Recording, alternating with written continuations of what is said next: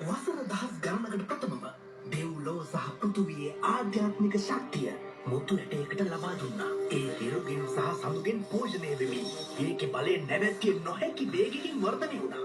දේව සහ යක්ෂ ජීව බලවේග ඒව අවශෝෂණය කරගත්තා වගේම නවත්තන්න නම් හැකි වුණේ නෑ. ඒක නිසා මගේ මාස්ටර් වෙච්ච දෙව්ලොව මහා ශාක්‍ය සාමිතුමා මාමයි මගේ සහෝදරයවයි එව්වා මේ ශක්ති මුතු ඇටය නවත්තන්න.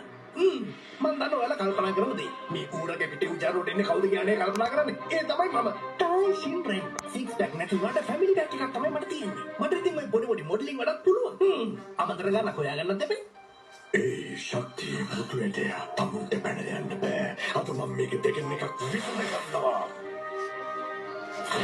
ඔයා මම මැට්ටික් බය එකතු ඉන්නනේ. ඔයා එන්න. එන්නකෝ කෝ මැටික එන්න. එන්නකෝ ඉතින්.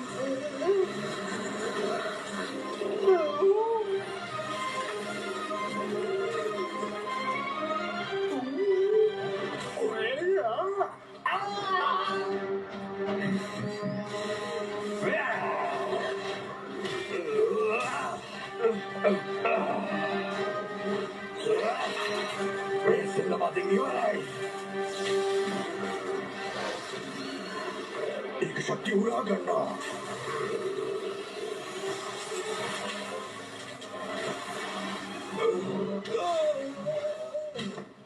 ඔය තවද?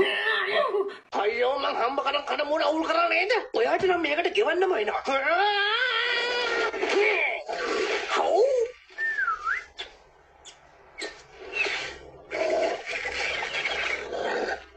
දැන් ඉවරයි. ඔයා කන්න යන්නේ.